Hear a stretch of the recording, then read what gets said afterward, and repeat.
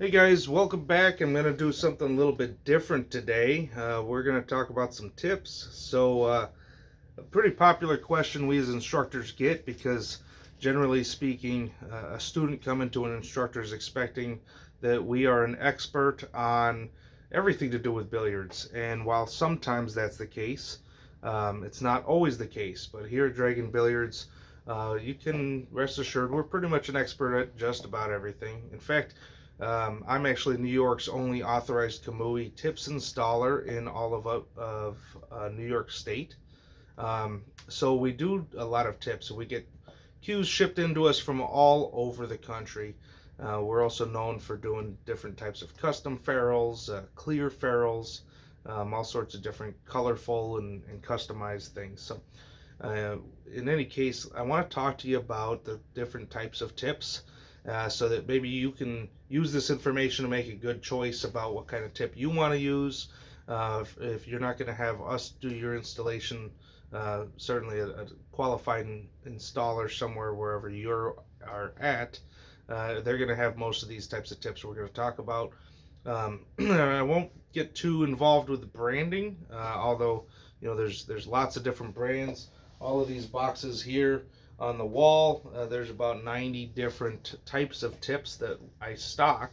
And of course, I can get just about anything that anybody wants. So I don't want to necessarily favor any one brand or another, but rather give you some information so you can make some really good educated decisions and know what type of tip you're looking for. We're going to debunk some myths and also go over a little bit about how to maintain your tip, because the tip maintenance is arguably more important than which tip you go with. So I want to start off by talking to you about different types of pressed leather tips. So a pressed leather tip, something like an Elk Master or La Pro, these are just punched out of a sheet of leather.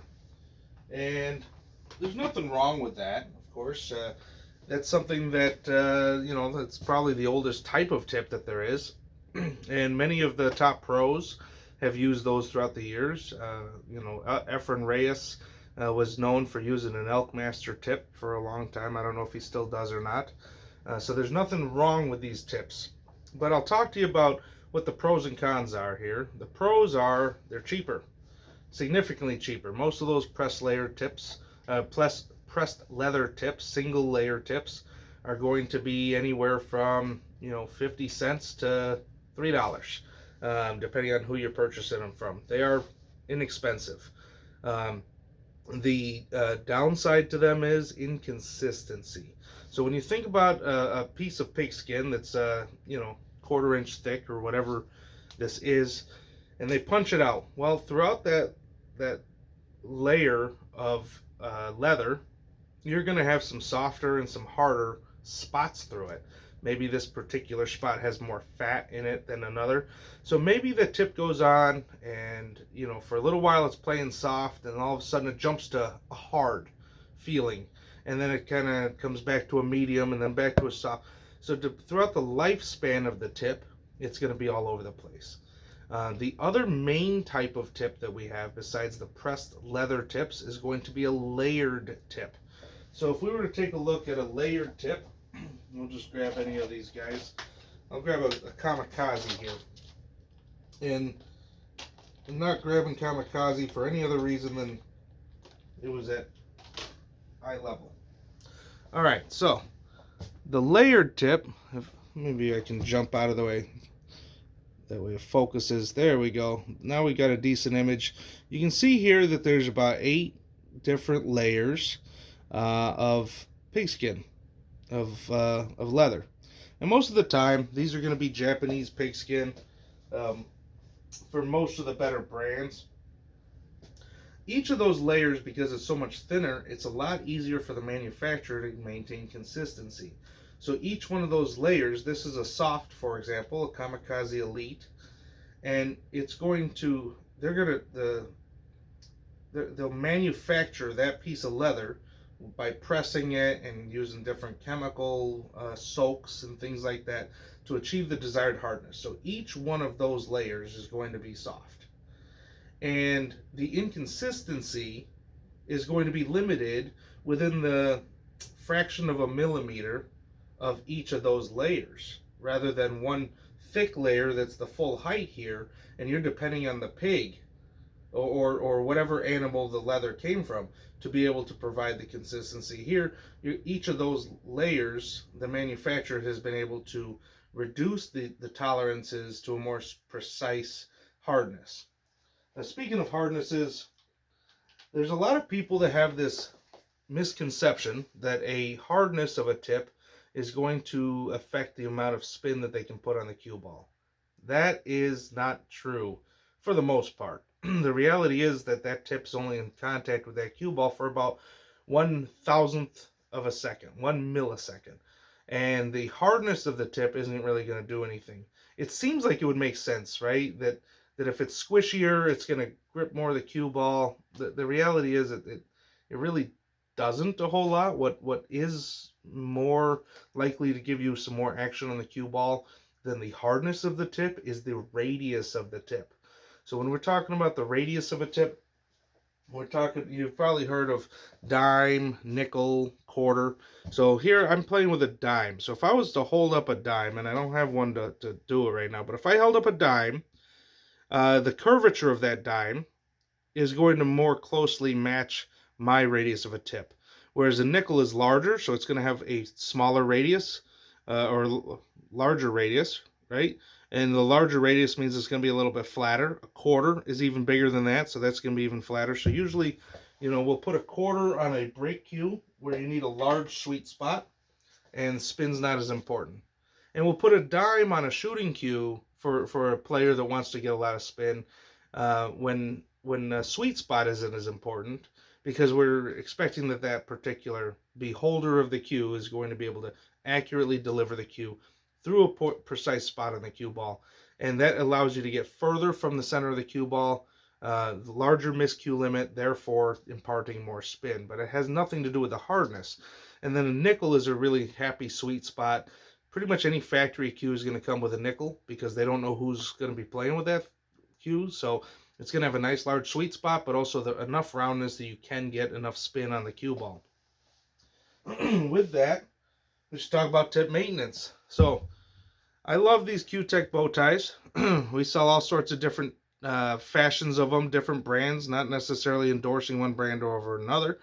But I do like this design, and most everybody has seen this design before. Not saying that the other designs that we sell aren't good too. And if you want some more information on any of the type of products that we sell, just give me a shout and I'd be happy to walk you through that. But today I'm going to show you how to take care of your tip using a bow tie, regardless of the brand, this style of tip shaper. And we shouldn't call it shaper. So on this particular bow tie, it's called a bow tie, of course, because we look all fancy.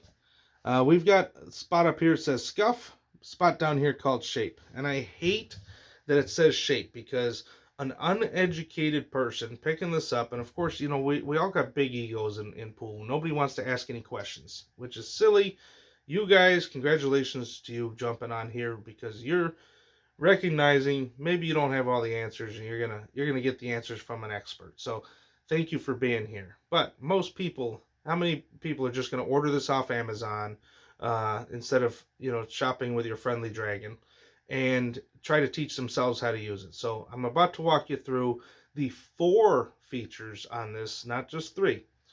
So the shape, we're not actually going to use this shape. So I've left all my chalk on this tip here so you can see exactly what's being removed. The shape is so deep in here that it would be like sharpening a pencil. Okay, this is not going to give you a dime radius. This is much, much deeper than that. And if you don't know how to measure a dime radius, literally just take a dime and hold it on the side of your cue and shape your tip until it matches that dime.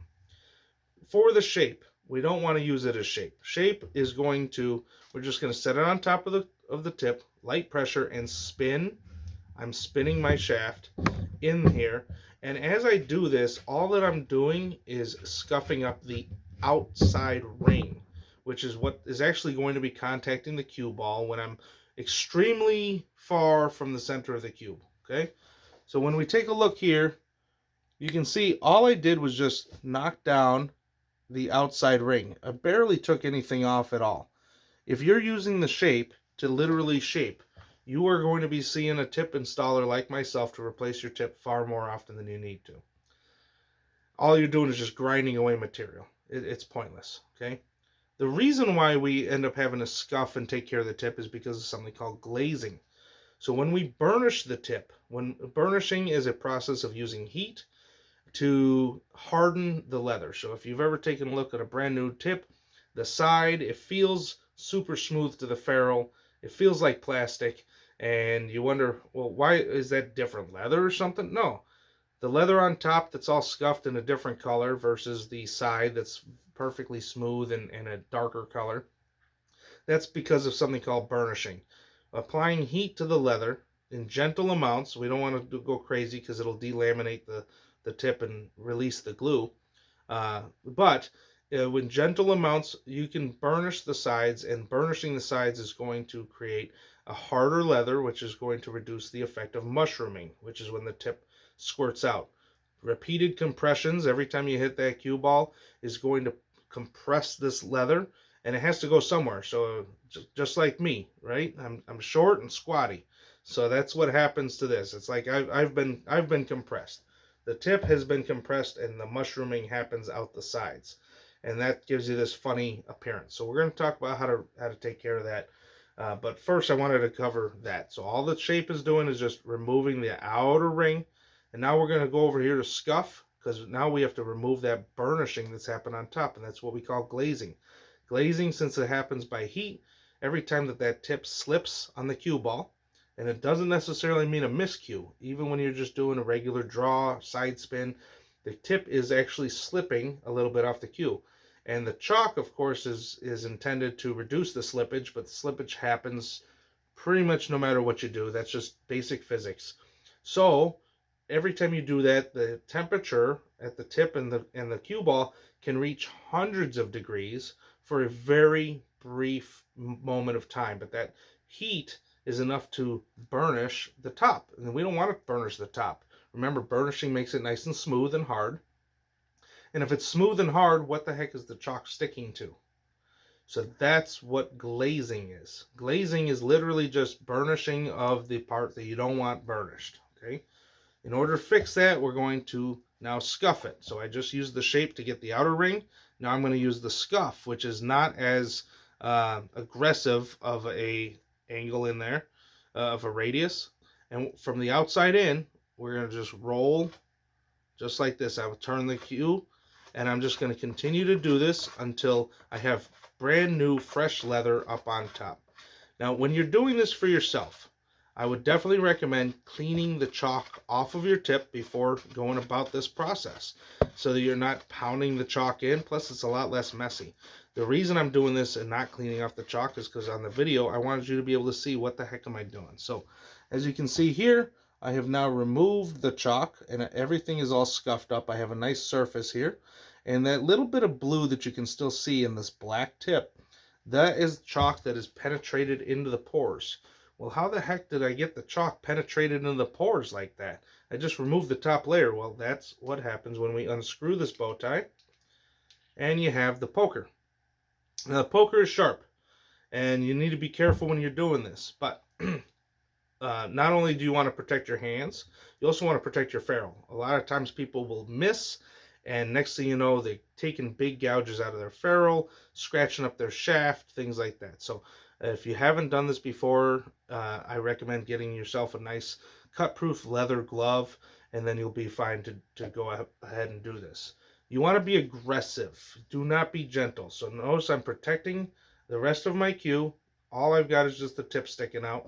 And you want to be aggressive. Do not be gentle, okay? So we're going to go ahead and hammer that poker into the tip. And I want to make sure that I come around the radius on those sides as well. And now what I've got is a bunch of tiny little holes poked all the way through there. Again, I'm not sure that the focus is going to be working on the camera, but you can trust I've got a bunch of little holes all over the place. And that's how the chalk is going to penetrate. And you say, but Dragon, you said that there's 4 modes here, and all you did was talk about 3. Well, you're right. So here's the 4th. And this is the one that most everybody doesn't seem to know about. See how the side of that kind of matches the curvature of the side of the tip? This is not a handle. This little part here in the middle is not a grip. It might work like that, but that's not what it's intended for. That curvature matches the curvature, the outside curvature of my tip on the side. And so, if I was to place this on the side of my tip, just like so, and using pressure against my hand, like so, now I can just generate a burnish on the side by spinning it. Now, remember how I said, let's see, can you see how shiny that is already? Yeah, that's not bad. So see how I shined up that side? I just put a little burnish on there. And you said, but Dragon, you said it's burnishing is generated by heat. Well, there's a few different ways we can generate heat. Using my lathe, I can get this thing spinning thousands of RPMs, and I use a nice piece of leather, which generates heat and gives me a nice, beautiful burnish. And I don't have to use any pressure at all because I'm using speed. Well, if I can't generate heat with speed, I have to generate it with pressure. So when I'm holding this guy up against here and I'm spinning this, I am squeezing with my hand fairly firmly to give that nice burnish here. And I had a tiniest little bit of mushrooming. That little burnish thing that I just did, now everything is nice and smooth, feels like plastic, and it's no more mushroom here. It's perfectly flush to the ferrule again. So, because I just burnished, I don't have to go trimming that mushroom off. They sell these different pencil sharpener type of gadgets that you can trim that mushroom off. Many times you don't even have to trim the mushroom off. Just burnishing that side of the tip squeezes all the material back in, therefore increasing the amount of time till you have to go see somebody like me to put a new tip on. I do trim the mushroom off as necessary. Usually when you get a new tip on, at some point in its life, you're going to have to trim the mushroom off at least once. Usually one time is enough. If you've played with it enough, let the mushroom happen on its own. Have your tip installer trim the mushroom flat with the ferrule, give it a nice burnish, and then you're probably good to go for the rest of the life of that tip. So, the other thing I'll talk about is pads. So we've got all sorts of different types of pads for all sorts of different types of reasons. Sometimes we use a pretty little acrylic pad of different colors, and that looks really nice to customize your cue. And that doesn't do a heck of a lot. We also sometimes use a phenolic pad, like so. And many of the carbon fiber shafts are going to come with something like that. It's what we call a silencer pad because it dampens the sound. And then sometimes you want to use a fiber pad. Something like this is very thin. And many cues will have something like this. OB Cues uses a carbon fiber one. McDermott has a red fiber pad. And those are going to dampen the sound and the feel as well. So pads are generally there most of the time for changing the feel of things. And sometimes they're there as well for looks. It doesn't really change much about the hit. Now as far as some other tips go, we'll pull one of these guys out. Some tips come with a pad pre-applied. This is a Kamui Clear, and that's a little clear piece of acrylic. Yeah, that smashed my fingernail there, but not changing tips.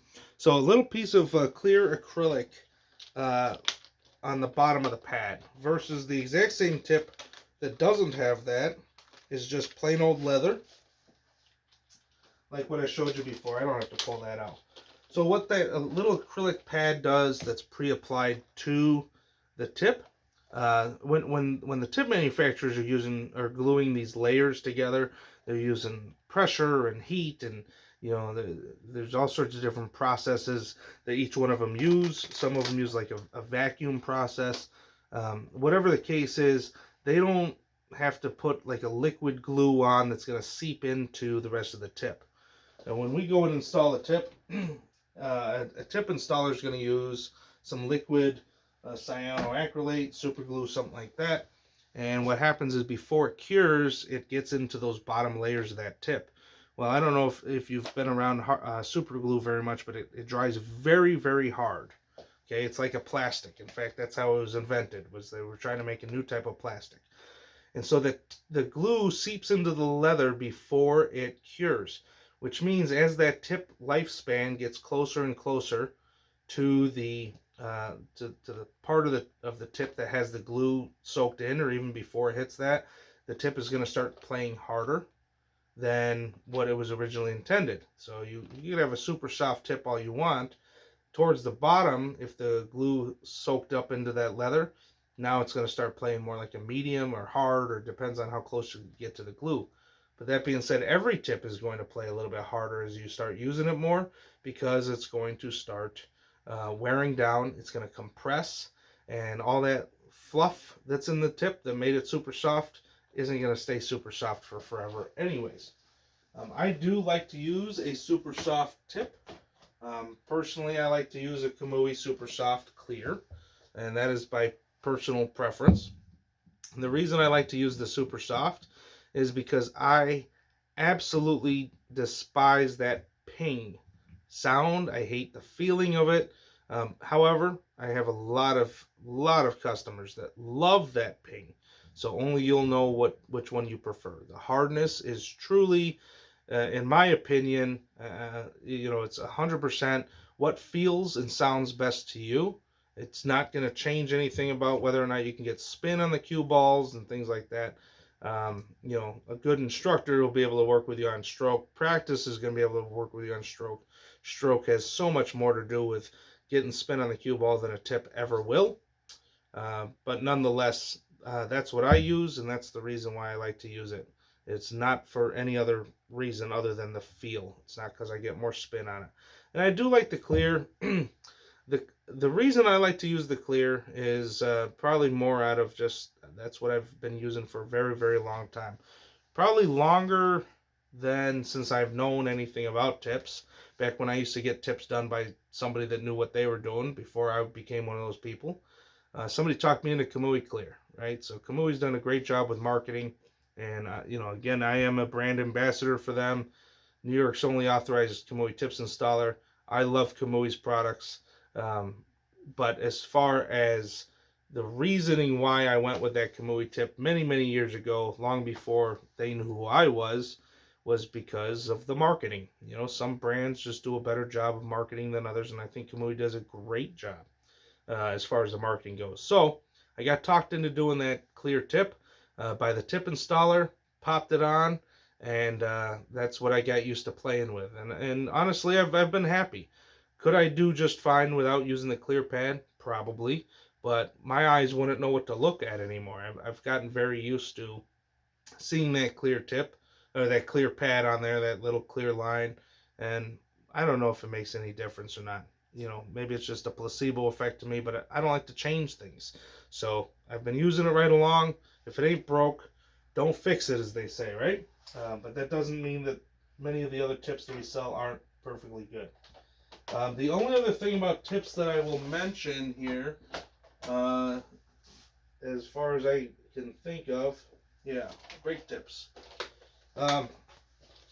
There's all sorts of different types of brake tips, and we have, this is a standard phenolic tip, which you're going to see on most factory, especially the lower end type of brake cues. They're going to come factory with one of those. Sometimes you'll come across one of these clear guys. This happens to be a Piku tip. But Bulletproof is another brand that we sell. Usually these are a type of plastic. Most of them are going to be something more like polycarbonate. Piku, I did an interview with Robbie Paul, who was the proprietor and the maker of Piku. He actually makes those in his kitchen, believe it or not. And Ben Sutherland, who is the current owner of the world's fastest brake shot, he actually uses Piku. So just as a testament to the quality of that product. Again, not advertising for any brand or over another, but just stating some facts there. So Piku is not polycarbonate, and I can attest, I know this for sure, It looks exactly the same, but I know it's not because it cuts different. When I'm installing it on the lathe, the installation of it is different than a standard polycarbonate. Standard polycarbonate is what I make my center point tips out of, if you've seen our training cues. So I know very well what polycarbonate feels like when I'm cutting it, and that is different. I can't tell you what it is, but it definitely is different. And then you'll also have some other type of tips for breakers, like, um, for example, Taum. Taum is known for making these fancy color, uh, these guys come in all sorts of different colors. And these are put on things like Q-Tech brake jumps, their brake cues and propel jump cues. Um, they're pretty standard on those. Um, as far as I can tell, and I am an authorized dealer for Taum, I don't know exactly what goes into them, but as far as I can tell from my experience, they cut like Juma. So I would believe that it's either Juma or very, very similar material. And Juma is a great product. They're very, very popular uh, product to be used for making ferrules, to replace vault plates and carbon fiber shafts, things like that. It's a very hard material, but it's super easy to work with, and it polishes nice too. So you can get a really nice looking tip now. What's the difference between all these different brake tips? Well, the number one difference you're going to find, phenolic is the same material as the balls are made out of. So when you think about how do they put that shine on the ball, well, it's such a very high. Well, it's the same material as the good quality balls. It's phenolic. You also have lower quality balls which are polyester resin instead of phenolic resin. If you're getting that super high shine on that on the balls that you're using, and it's not all dulled out, there's a good chance that it's a phenolic resin, which is the same as that phenolic tip. And how do they get that? Well, they sand it and sand it and sand it using step grading until they finally get it polished down, and they're using a super high grit, a super fine grit to get that beautiful polish. Well, chalk is not chalk, it's actually silica. And silica is the same thing as sandpaper. So imagine taking a piece of sandpaper that's 3,000 grit or whatever that cube of chalk is, and you keep scuffing it over your tip. Well, eventually you're going to polish it up nice and shiny. Well, that's the same thing that's happening with phenolic tips. So while phenolic tips are going to hit very, very hard, because it's just as hard as that cue ball is, and you'll be able to get a huge amount of energy transfer. If you're not accurate with your brake, there's a good chance you're going to miscue if you're not on center. So just be aware that if you have a phenolic tip, you don't have a whole lot of room to get outside of center. And if you're trying to scuff it and poke it and do all these different things with it, it's going to be very, very difficult for you to put any sort of surface on there that's going to last. And that's where some of those other tips come in. There's some really good leather tips that are breakers as well. Super hard. Sometimes even a pressed leather tip like Water Buffalo, or a layered leather tip like Samsara. Many of these different types of brands are going to be able to make you a nice a brake tip. There's also different hybrids. So Tiger, for example, makes an icebreaker, which is going to be phenolic phenolic on the outside and leather on the inside, in the core. And that's kind of a neat design because it allows you to get a little bit of speed, a little spin control, while still hitting that cue ball very, very hard. Predator's BK Rush hybrid tip is a phenolic infused leather. So you're still going to be able to scuff it and poke it and everything the same way as leather. But because it's been soaked with this phenolic resin compound, it's going to hit very, very hard. And that's one of the reasons why you can see people with a BK Rush brake jump cue doing full table draws and shooting regular matches with it and getting all the side spin and English that they need on that cue ball, is because it does hold the chalk. So in any case, I know that probably wasn't a very short summary on everything that you need to know about tips, but I wanted to give you as much information as you can. And hopefully you'll walk away from this having a little bit more education on, number one, how to choose the right tip for you, and only you'll know which tip is right for you, because it's going to be unique to your cue, your taste, your feel, your stroke. So please do go and ask to test hit and get more information before making your purchase, or just try 100 tips until you find the one that you like. You also got some information on how to maintain your tip, and you know exactly where to go when you need your tip changed. Me, the Dragon, New York's only Kamui authorized tips installer in New York State. And if I can ever be of any assistance to you, just reach out. All right. Thanks so much, guys. Hope you're shooting well. And as always, if you have any special requests, don't hesitate to reach out. Talk to you later.